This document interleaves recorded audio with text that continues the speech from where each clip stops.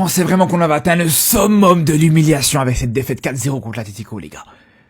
Mais vous savez à quoi de pire que de se faire humilier par l'Atlético, que de se prendre 4 buts par l'Atlético en une mi-temps, que de se faire éliminer en une mi-temps sur un match aller-retour. C'est que cette même équipe, 3 jours plus tard, elle se prend 3-0 contre le Rayo Vallecano. Franchement, c'est ça qui est encore pire, les gars. Comment le Rayo Vallecano, qui joue le maintien en Liga actuellement, a pu faire mieux que le Barça contre l'Atlético?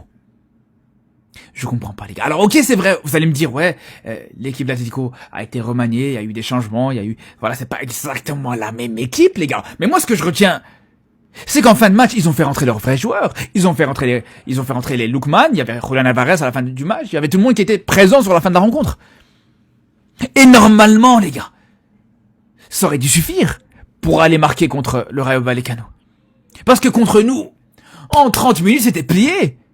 Il aura fallu 30 minutes, même pas. En 7 minutes, ils avaient réussi à marquer déjà un but, ouvrir le score. Mais que là, le Rayo Vallecano a posé plus de problèmes à l'Atlético Madrid que nous. Ça montre juste à quel point on a une défense qui est cataclysmique. Ça montre juste à quel point le Barça aujourd'hui, sans Rafinha, sans Pedri, sans Yamal, sans un des 3 joueurs là, ou sans 2 des 3 joueurs là, c'est vraiment une équipe qui vaut pas mieux que le Rayo Vallecano, qui vaut pas mieux que Girona, qui vaut pas mieux que Getafe, qui vaut pas mieux que toutes ces équipes là, les gars. C'est aussi simple que ça.